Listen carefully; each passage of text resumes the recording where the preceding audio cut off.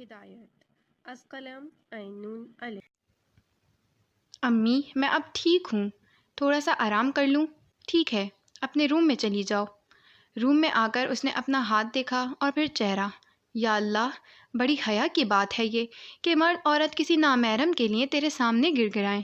یا اللہ، تو جانتا ہے میں نے خود کو اس مرض سے بہت بچایا ہے، بہت کوشش کی یہ میرے پیچھے نہ آئے، پھر بھی اللہ میں گناہ گار ہو گئی۔ میں نے بھائی کو نامحرم کی محبت سے پناہ مانگتے دیکھا، اللہ ان کی دعا قبول ہوئی۔ میں اپنے کس گناہ کی وجہ سے اس گناہ میں پڑ گئی؟ وہ اپنے رب سے فریاد کر رہی تھی۔ معصوم دل والی لڑکی کو اللہ کی ناراضگی کا خوف تھا۔ وہ ذیشان کو کبھی نہ سوچنے اور دیکھنے کا عہد کرتی خود کو مطمئن کرنے لگی۔ دل کتنا بھی شور کرے اسے دھیان نہیں دینا تھا۔ توبہ ہر گناہ کو مٹا دیتی ہے، اور جب بندے کا پکا عزم ہو تو اسے مومن ہونے سے کون روکے؟ اور تم تو گناہ گار بھی نہیں، اور یقین کرو تمہاری استقامت کا اجر اللہ ضرور دینے والا ہے۔ زرین کی آواز نے اس کے خیالوں کا تسلسل توڑا تھا۔ وہ شاکڈ ہو کر پیچھے مڑی۔ ایک خیال تیزی سے آیا تھا، کیا وہ رسوا ہو رہی تھی؟ آپی، اس کے لب پھڑپڑائے۔ میں جانتی ہوں زینب، تمہاری بہن ہی نہیں دوست بھی ہوں، کچھ نہیں چھپا ہم میں۔ جب تم چھوٹی ہو کر میرے چہرے پر حذیفہ کے رنگ محسوس کر سکتی ہو تو پھر میں تو تمہیں تم سے زیادہ جانتی ہوں، اور اس وقت مجھے بھی یہ احساس ہوا تھا کہ میں رسوا ہو رہی ہوں، اور میں نے بھی وہی کیا جو تم کر رہی ہو۔ تمہیں ایک بات بتاؤں؟ اس کے سوال پر زینب نے سر ہلایا۔ مجھے ازلفا بھابھی سے اتنی محبت کیوں ہے جانتی ہو؟ کیوں ہے؟ یہ احساس ندامت مجھے انہی کی وجہ سے ہوا تھا، جب انہوں نے کہا تھا دیندار ایسے منافق ہوتے ہیں، تو میں کبھی بھی دیندار بننا نہیں چاہوں گی۔ ان کے یہ الفاظ اس دن میری ہستی کو ہلا گئے تھے زینب۔ ہم باہر کے آدمیوں کے سامنے نہیں آتے، مگر جن کا گھر سے گہرا تعلق ہے ان کے سامنے آتے ہیں۔ باہر کے لوگ کہتے ہیں حیدر بخاری کے گھر کی عورتیں با حیا ہیں۔ یہ کیسی حیا تھی جو پردہ کرنے کے باوجود ایک نامحرم کی محبت میں رلنے لگی تھی؟ یہ ہماری کیسی دینداری تھی جو ہماری آنکھیں ایک نامحرم کو دیکھنے کی طلب کرتی تھیں؟ اور اس دن مجھے حقیقتاً اپنا آپ منافق لگا تھا۔ تم نے پوچھا تھا نا اس دن کہ میں الگ روم میں کیوں سو رہی ہوں؟ تو میں الگ روم میں نہیں سو رہی تھی، مجھے اس دن اپنی حیا اللہ سے واپس لینی تھی۔ مجھے اسے منانا تھا، مجھے اسے بتانا تھا کہ میں اللہ ہی کی بندی ہوں، میں مسلمان لڑکی ہوں۔ مجھے توبہ کرنی تھی حرام محبت سے، اور پھر اللہ نے میری دعا سن لی، اور پھر میں نے رشتہ ہونے کے بعد بھی اس کے خیال سے اپنے دل و دماغ کو گندا نہیں ہونے دیا، اور یہ اللہ ہی نے کروایا، اور مجھے یقین ہے وہ تمہیں بھی سنبھال لے گا، اور بہت جلد، کیونکہ تم نے اس سے بچنے کے لیے جو کوششیں کی ہیں وہ یقیناً اللہ کو پسند آنے والی ہیں۔ زرین کی باتیں اس کے دل پر پھوار برسا رہی تھیں، اس کا دل مطمئن ہوتا جا رہا تھا۔ جزاک اللہ آپی، اور واقعی بھابھی کی وجہ سے ہماری بہت اصلاح ہوئی ہے۔ آپیز، ولید بھائی بلا رہے ہیں۔ شرمین کی آواز پر دونوں اپنا چہرہ صاف کر کے اطمینان کے ساتھ باہر گئیں۔ کیا ہوا تم دونوں کو؟ ان کے روئے روئے چہرے دیکھ کر اس نے سوال کیا۔ کچھ نہیں بھائی، وہ بھابھی سے مل کے آئے ہیں نا، اس لیے۔ میں نے کچھ کہا تھا تم لوگوں سے؟ بھائی، ان کے انکل اور زوبی آپی کی طبیعت خراب تھی، اس لیے وہ رک گئیں۔ ان کے بتانے پر ولید کو اس پر غصہ آیا، یہ بات اسے کیوں نہیں بتائی؟ اوکے، یہ چوٹ کیسے لگی؟ اس کے ہاتھ پر بندی پٹی کو دیکھ کر پوچھا، اور ساتھ ہی پٹی کے اوپر سے ہی اس کا معائنہ کیا۔ زرین نے مختصر بتا کر اسے مطمئن کیا۔ تم میں ایک اور چینج آیا ہے ازلفا، نوٹ کیا تم نے؟ زوبیہ اور عائشہ کو شاپنگ کرنی تھی تو اسے بھی زبردستی ساتھ لے آئیں۔ باتیں کرتے کرتے شاپنگ بھی ہو رہی تھی۔ کیا چینج آیا ڈیئرز؟ تم نے روحیل اور انس کو اس بار حق نہیں کیا اور نہ ٹچ کر کے کوئی بات کی، ان فیکٹ تم بہت لمیٹڈ رہی ہو۔ ریئلی؟ I didn't notice. ہم میں سے کوئی بھی ان لمٹ نہیں ہو رہا یار۔ چلو انس بلا رہا ہے۔ عائشہ نے فون پر بات کر کے انہیں سامنے اشارہ کیا جہاں انہیں جانا تھا۔ تینوں سامنے ہوٹل کی طرف بڑھ گئیں۔ کیسی ہو تم؟ چاروں باتیں کرتے کھانے میں مشغول تھے جب اجنبی آواز پر چاروں نے ایک ساتھ سر اٹھا کر دیکھا، اور مقابل کو پہچان کر ازلفا کے چہرے پر ناگواری کی لہر آئی تھی جسے اس نے چھپانا بھی مناسب نہیں سمجھا، مگر شاہینہ کے بھائی کو دیکھ کر اسے کسی خطرے کی بو آئی تھی، شاید اس کی نظریں۔ بتایا نہیں تم نے؟ بے تکلفی سے اس نے پھر اپنا سوال دہرایا۔ کون ہو تم؟ انس نے ہاتھ روک کر مقابل سے پوچھا، جس کی گہری نظریں ازلفا پر جمی تھیں۔ انس کو یہ بات اچھی نہیں لگی۔ جس دن سے تمہیں دیکھا ہے سو نہیں پایا۔ اتنا فون کیا تمہیں، وہ بھی تم نے نہیں اٹھایا۔ یہ میرا 10واں چکر ہے اس پورے علاقے کا، اور آج جا کر تم ملی۔ دیکھو اللہ بھی شاید ہمیں ملانا چاہتا ہے۔ انس کا سوال اگنور کر کے وہ کھانے کو گھورتی ازلفا سے بے باکی سے مخاطب تھا۔ اتنی بکواس کیوں کر رہے ہو، وہ بھی ایک میرڈ لڑکی سے؟ کیونکہ تم مجھے اچھی لگی، اور جو چیز مجھے اچھی لگتی ہے اسے میں اپنے پاس لے آتا ہوں، اور تمہارے شادی شدہ ہونے سے مجھے کوئی فرق نہیں پڑتا۔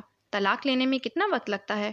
اس کی بات پر انس نے اسے مکہ مارنے کے لیے ہاتھ اٹھایا تھا جب ازلفا نے اسے روک دیا۔ کتوں کے ساتھ بھونکتے نہیں ہیں، چلیں دیر ہو رہی ہے۔ اس کی بات کو اگنور کر کے وہ تینوں سے مخاطب تھی۔ پہلے دوستی تو کر جاؤ۔ تم نے شاید اس دن میرے ہسبینڈ کو دیکھا نہیں تھا۔ دیکھا تھا، اسے بھی اور اس کا ایٹیٹیوڈ بھی۔ تم سے بھی تو وہ روڈلی بات کر رہا تھا۔ میں کبھی اس طرح بات نہیں کروں گا، بہت پیار سے رکھوں گا۔ شٹ اپ، اگر ولید کو بتا دیا تو جان لے لے گا وہ تمہاری۔ دفع ہو جاؤ۔ سنا نہیں تھا ولید نے کیا کہا تھا؟ مردوں کی بد کرداری کی وجہ سے اس کے گھر کی عورتیں بے عزت ہو جاتی ہیں، اور تم ایک پریکٹیکل دیکھ کر بھی سبق حاصل نہیں کر پائے۔ شیم آن یو۔ تم جیسے بدترین مردوں کی وجہ سے ہی عورتیں وکٹم ہوتی ہیں، اور نیکسٹ ٹائم مجھ سے بات کرنے کی غلطی مت کرنا۔ اسے وارن کر کے وہ اپنا پرس لے کر اٹھی۔ وہ تینوں بھی اس کے ساتھ ہی کھڑے ہوئے۔ جان تو میں لے لوں گا اس کی، اگر تم مجھے نہیں ملی، اور میں تمہیں حاصل کر کے رہوں گا۔ میرے اندر کے جانور کو مت جگاؤ، ورنہ یہیں سے اٹھا کر لے جاؤں گا، اور تمہارا یہ گورا بھی تمہیں بچا نہیں پائے گا۔ اور کس ہسبینڈ کی بات کر رہی ہو، جو خود نامردوں کی طرح گھر میں بیٹھا ہے اور بیوی باہر گوروں کے ساتھ عیش کر رہی ہے؟ اور اس گورے کے بھی مزے دیکھو، ہمارے ملک میں رہ کر 2 ملکوں کے مزے لوٹ رہا ہے۔ اس کی بات پر ازلفا کا ہاتھ اٹھا اور اس کے چہرے پر نشان چھوڑ گیا۔ ایک بار پھر لوگ اس کے تھپڑ کی گونج سے متوجہ ہوئے تھے۔ تمہاری وجہ سے تمہاری بہن کے پیچھے تمہارے ہی جیسے کتے لگے، اور نامرد تم ولید کو کہہ رہے ہو۔ نامرد وہ نہیں تم ہو، بلکہ اس سے بھی نچلی چیز۔ تمہیں دیکھ کر لگ رہا ہے کسی کے گناہ کا نتیجہ ہو تم، کسی گھٹیا باپ کی اولاد اور کمزور ماں کی پرورش، گندگی کا ڈھیر، باسٹر۔ کتنے مہینوں بعد وہ اس لینگویج پر آئی تھی۔ جو بلڈی۔ اس سے پہلے وہ ازلفا کو دبوچتا، انس نے اسے پے در پہ کئی تھپڑ برسائے۔ تجھے تو میں اب دیکھ کس طرح حاصل کرتا ہوں، اور اچھے سے اپنی مردانگی بھی دکھاؤں گا۔ عزت سے تجھے اپنا بنانے کا ارادہ تھا، مگر تو اب دیکھ کہاں رکھتا ہوں میں تجھے، اور کوئی تجھے بچا بھی نہیں پائے گا۔ انس کو دھکا دے کر وہ اسے دھمکی دیتا ہوا اپنے ہی جیسے آوارہ دوست کے سہارے ہوٹل سے باہر نکل گیا۔ اس کی دھمکی سے ازلفا کے اندر ایک سنسنی خیز احساس اجاگر ہوا جو اسے خوفزدہ کر گیا۔ شدت سے اسے ولید کی یاد آئی تھی۔ تم ٹھیک ہو انس؟ یس ازلفا، ہو از دیٹ ایڈیٹ؟ اس کے پوچھنے پر انہیں مختصر اس کے بارے میں بتانا پڑا۔ ابھی تو وہ زینب اور ذیشان کے مسئلے کے لیے کچھ نہیں کر پائی تھی، اب یہ ایک اور نئی مصیبت، اور یقیناً یہ مصیبت خطرناک تھی۔ ازلفا یار، اس میٹر کو ایزی نہیں لے سکتے۔ وہ وہاں سے صرف لوگوں کی وجہ سے گیا، اپنی بے عزتی نہیں بھولے گا وہ۔ تمہیں ولید بھائی کو انوالو کرنا پڑے گا۔ زوبیہ کی بات اس نے خاموشی سے سنی۔ اس کی سوچ میں بھی یہ خیال نہیں تھا کہ شاہینہ کا بھائی ایسا بھی ہوگا۔ اسے تو لگا تھا اس دن ولید کی باتیں اسے لیسن دی گئی ہیں، مگر وہ غلط تھی۔ نفس کے مقابلے میں تو مرد اپنی بہن بیٹی کو داؤ پر لگا دے، کوئی اور کیا چیز ہے۔ اس بے غیرت مرد نے تو یہ بھی نہیں سوچا کہ اس کی بہن کی محافظ رہی تھی وہ۔ ازلفا سن رہی ہو؟ زوبیہ نے اس کے آنکھوں کے آگے ہاتھ لہرایا۔ وہ انہیں کیا بتاتی؟ 3 دن سے اس کی ولید سے بات ہی نہیں ہوئی۔ زینب سے پتہ چلا تھا وہ سائٹ پر شفٹنگ کی وجہ سے بہت بیزی تھا، اور شاید اس سے کچھ ناراض بھی، مگر انکل کی اور زوبیہ کی طبیعت 2-3 بار زیادہ بگڑی تو اس نے جانا کینسل کر دیا۔ کم آن یار، اتنی انسلٹ کے بعد اب کیا وہ ایسا کرے گا؟ لوزر ہے وہ۔ نہیں انس، مجھے اس کی وارننگ اچھا سائن نہیں دے رہی ہے۔ زوبیہ یار، کیوں اتنا سیریس لے رہی ہو؟ ازلفا کو دیکھو، اسے بھی یہی لگ رہا ہے کہ وہ لوزر ہے، اب وہ کچھ نہیں کرے گا۔ ازلفا ڈیئر، تم کیا سوچ رہی ہو؟ عائشہ نے اس کی خاموشی پر سوال کیا۔ وہ کیا جواب دیتی؟ وہ تو خود ابھی تک بے یقینی کی کیفیت میں تھی، اور ولید تو سن کر جو ری ایکشن دے گا اس کا بھی اندازہ تھا۔ ولید بھائی کو بتانا پڑے گا۔ آئی ایگری ود زوبیہ، جو اتنے لوگوں میں دھمکی دے کر گیا ہے وہ کچھ بھی کر سکتا ہے۔ ذیشان اور روحیل نے بھی یہی مشورہ دیا۔ ہم ہیں نا یار، اس کی یہ مجال جو ازلفا پر گندی نظریں ڈالیں۔ دونوں کو غصہ آ رہا تھا، اور لوگوں کی بے راہ روی پر افسوس بھی۔ مسلمان ہو کر مسلمان پر ہی مٹی پلیٹ کر رہے ہیں۔ اگر کسی کی مدد کا یہی بدلہ ملنے لگا تو کون کرے گا پھر کسی کی مدد؟ الحمدللہ 2 فلور تک شفٹنگ ہو گئی ہے۔ ان لوگوں کی خوشی دیکھ کر تو میرا بھی دل کر رہا ہے کہ میں بھی یہیں شفٹ ہو جاؤں۔ بالکل بالکل حذیفہ بھائی، روکا کس نے ہے؟ مگر ٹیرس پر رہنا، کیونکہ ولید بھائی نے ہر گھر پر لوگوں کے نام کا ٹھپا لگا دیا ہے۔ تمہارے ولید بھائی کی تو ایسی کی تیسی، نہ خود چین سے جیتا ہے نہ دوسروں کو جینے دیتا ہے۔ اسے تو بس مس میگڈی کنٹرول میں رکھتی ہے۔ حذیفہ نے فاروق شیخ سے ملاقات طے کرتے ولید کو دیکھ کر کہا۔ تھوڑی دیر بعد وہ اٹھ کر ان دونوں کی طرف آیا۔ چلیں اب؟ اس نے گھڑی دیکھ کر پھر دونوں کو دیکھا۔ تم میں یہ بے چین روح کس کی ہے ولید؟ اچھے خاصے جلدی گھر چلے گئے تھے، مگر تمہارے اس کام کے جنون میں تو یار میں سکون کی نیند کو ترس گیا ہوں۔ مبالغہ آرائی کی حد تھی۔ پوری رات رہنا ہے یہیں۔ ویسے بھی مسٹر شیخ اچھا خاصا انوالو ہو چکے ہیں، تمہارے ساتھ اچھی نبھے گی۔ معاف کر میرے بھائی، اپنی بیوی کے مائکے جانے کا غصہ ہم معصوموں پر مت اتار۔ اب کیا ہر بار ایسا کرو گے؟ 3 دن سے کام پر رگڑ رکھا ہے ہمیں۔ ازلفا بھابھی کہیں جائیں گی تو تم ہمیں بھی آرام نہیں کرنے دو گے۔ بڑے ہی کوئی زنبورید نکلے تم تو ولید حسن۔ اس کے مصنوعی غصے میں شرارت کا عنصر صاف ظاہر تھا، مگر موہت کی زبانی وہ 3-4 دن پہلے ازلفا کے مائکے جانے کا سن کر بھی اس کا مذاق اڑا رہا تھا۔ کرتے رہو بکواس، اللہ حافظ۔ اس کے مذاق پر کان دھرے بغیر وہ اپنی گاڑی میں بیٹھ گیا۔ ارے رکو یار، تم سے مذاق بھی نہیں کیا جا سکتا، دوست تو کسی اینگل سے نہیں لگتے تم۔ ایک بات بتاؤ ولید حسن، تم میں مذاق کی حس نہیں ہے کیا؟ اب ولید اسے کیا بتاتا کہ اسے اپنی بیوی کا ذکر غیر مردوں کی زبان سے اچھا نہیں لگتا۔ کوئی نامحرم اس کا نام لے کر اسے چھیڑے اسے ناگوار گزرتا ہے، پھر چاہے وہ اس کا دوست ہی کیوں نہ ہو۔ حذیفہ کی دوست ہونے کی وجہ سے بچت ہو جاتی تھی، حالانکہ دادا جان اسے کتنا نہیں چھیڑتے تھے اور وہ بھی بھرپور ان کا ساتھ دیتا تھا۔ حذیفہ، تم کھنہ سے ملتے ہوئے جانا، اور اس کی چینجنگ اگر مناسب لگے تو قبول کرنا، نہیں تو نہیں۔ اور موہت، تم دادا جان کو میرا انتظار مت کرنے دینا، مجھے دیر ہو سکتی ہے۔ اوکے، بٹ آپ کہاں جا رہے ہیں؟ تمہاری بھابھی کو لینے۔ اس کے کہنے پر حذیفہ کو زور کی کھانسی آئی تھی، جسے اگنور کر کے ولید اپنی گاڑی میں بیٹھا اور دونوں کو سلام کر کے گاڑی آگے بڑھا دی۔ 2 دن ہو گئے تھے اس واقعے کو، مگر ابھی تک وہ ولید کو نہیں بتا پائی تھی۔ پہلے انکل کی طبیعت اتنی خراب ہو گئی کہ سب ڈر گئے۔ اس کے دونوں ماموں مامی اور حیدر صاحب بھی آئے تھے۔ ان کی زبانی پتہ چلا تھا ولید 2 دن تک سائٹ پر ہی رہا تھا۔ ان لوگوں کو دن رات کا کوئی ہوش ہی نہیں تھا۔ اس کی خود کی بھی اس سے کوئی بات نہیں ہو پائی تھی، شاید وہ ناراض بھی تھا۔ آج اس کے جانے کا ارادہ تھا، جب شمائلہ کی اچانک طبیعت بگڑ گئی تو انہیں ہاسپٹل لے کر جانا پڑا۔ کچھ دیر پہلے ہی وہ سب سے فری ہو کر اپنے روم میں آئی تھی۔ تھکن زیادہ تھی، مگر پھر بھی وہ سو نہیں پا رہی تھی۔ ولید کو فون کرنے کے ارادے سے فون اٹھایا تو اسے شاہینہ کے بھائی کی کال یاد آئی۔ کال لاگ میں ایک ہی نمبر سے بہت ساری مس کال تھیں۔ اسے پتہ کیوں نہیں چلا۔ اس نے ٹائمنگ دیکھی تو ساری کالز اس کی پڑھائی کے وقت کی تھیں، اور اس وقت وہ فون سائلنٹ کر دیتی تھی۔ جب سے پڑھنا شروع کیا تھا فون کو زیادہ تر وہ دیکھتی بھی نہیں تھی۔ شاہینہ نے اپنے بھائی کے نمبر پر ہی اس کے فون سے فون کیا تھا۔ سوچ سوچ کے اس کا سر درد سے پھٹنے لگا۔ شاہینہ کے بھائی کا اس کے پیچھے آنا کس گناہ کی سزا ہے؟ اس کا کردار کمزور نہیں، اس کا شوہر مضبوط کردار کا مالک ہے، اس کا بھائی مضبوط کردار کا مالک، پھر کس وجہ سے وہ اس کے پیچھے آیا؟ اور اگر وہ اتنا بدترین مرد ہے تو پھر اس نے اپنی بہن کے ساتھ کیا کیا ہوگا؟ یا اللہ پلیز ہیلپ می اگین۔ مجھے سمجھ میں بالکل نہیں آ رہا ہے میں کیا کروں، ولید سے ڈسکس کروں یا نہیں؟ مگر اسے انفارم تو کرنا پڑے گا، کہیں وہ ایڈیٹ ولید کو کوئی نقصان نہ پہنچا دے۔ پر 2 دن سے تو اب تک کچھ سائن نہیں ملا۔ فون کی رنگ پر اس نے آنے والا اننون نمبر دیکھا اور کچھ سوچ کر کال کو ریکارڈنگ پر ڈال کر ریسیو کر لیا، شاید اسی ایڈیٹ کی ہو۔ السلام علیکم، میں شاہینہ بول رہی ہوں، پلیز میری بات دھیان سے سنیں۔ سلام کے ساتھ ہی اس نے اپنا تعارف بھی کروا دیا، مگر اس کے لہجے میں بے پناہ خوف اس سے مخفی نہیں رہا تھا۔ اوہ تھینک ٹو اللہ، میں بات کرنا چاہتی تھی تم سے۔ پہلے بتاؤ تم ٹھیک ہو؟ جی میں ٹھیک ہوں، میری شادی ہو گئی ہے اور یہ میرا نمبر ہے۔ واٹ؟ مگر تمہاری شادی تو تمہاری؟ جی مگر ہمارے خاندان میں غلطی چاہے جس کی ہو، قصور عورت کا ہی نکلتا ہے، اور ویسے بھی میں خوش ہوں، میرے شوہر بہت اچھے ہیں۔ مگر آپ کو ایک بات بتانی ہے۔ بولو۔ وہ خود بھی اس سے بہت کچھ پوچھنا اور بتانا چاہتی تھی، مگر پہلے اس کی سننا ضروری سمجھا۔ میرے بھائی آپ کے پیچھے پاگل ہو رہے ہیں، آپ کے شوہر کی بات پر ان پر کوئی اثر نہیں ہوا، وہ اچھے انسان ہیں ہی نہیں، یہاں بھی ان کا نہ جانے کتنی لڑکیوں کے ساتھ تعلق ہے، مگر آپ سے وہ شادی کرنا چاہتے ہیں۔ کل یہ بات انہوں نے سب کے سامنے کہی تو کسی نے کچھ بولا نہیں اسے غصہ آیا تھا۔ نہیں، گھر میں انہی کی چلتی ہے۔ ابا نے تو بول دیا آسانی سے ملے تو لے آنا ورنہ بیوہ کر کے لے آنا، اور شاید وہ کسی وجہ سے اتنے غصے میں ہیں کہ حد نہیں۔ کچھ دیر پہلے اپنے دوستوں کے ساتھ نکلے ہیں اور آپ تک پہنچنے میں زیادہ دیر نہیں لگائیں گے۔ اس کی بات پر وہ جھرجھری لے کر رہ گئی۔ پاگل ہے کیا تمہاری فیملی؟ پولیس میں کمپلین کروں گی تو عقل ٹھکانے آ جائے گی۔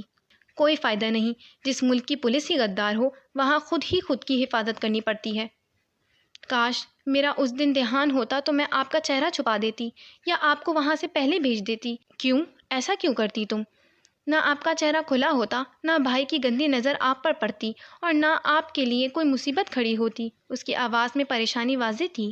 ڈونٹ وری، سکھا دیا تمہارے بھائی کو سبق۔ کیا مطلب؟ کیا کیا آپ نے؟ اس کے سوال پر اس نے ہوٹل کا تمام واقعہ سنایا۔ یا اللہ، اسی لیے وہ کہہ رہے تھے کل وہ ہر قیمت میں میرے پاس ہوگی۔ یعنی اب وہ آپ سے بدلہ لینے کے لیے؟ وہ بہت ظالم ہے ازلفا، آپ نہیں جانتی ان کی بربریت کو۔ وہ شاید اس کے متعلق سوچ کر رو رہی تھی۔ ڈونٹ کرائے شاہینہ، مجھے اللہ پر یقین ہے میری ہیلپ میرے لیے پرابلم نہیں لے کر آئے گی۔ ڈونٹ وری، اسے تو تسلی دے رہی تھی مگر خود کا دل پریشان ہو رہا تھا۔ اسے اب ہر قیمت پر ولید سے بات کرنی تھی۔ آپ میری محسن ہیں اور میری ہدایت کا ذریعہ بھی۔ مجھے یقین ہے جو دوسروں کی عزت بچاتے ہیں اللہ انہیں رسوا نہیں کرتا، اسی لیے شاید اس نے مجھے سنوایا تاکہ میں آپ کو خبردار کر دوں۔ پلیز آپ جلد از جلد حفاظتی اقدام کریں۔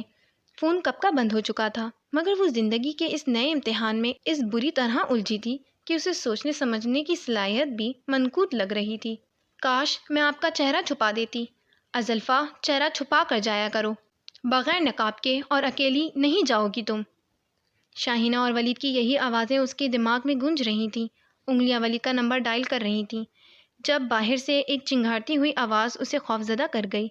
فون چھوٹ کر گر گیا اور دوسری طرف ڈائل ہوا نمبر ریسیو کیا جا چکا تھا۔ جس بات کا خوف تھا وہ مجسم اس کے سامنے کھڑا تھا۔ وہ لوگ آپس میں گتم گتا تھے۔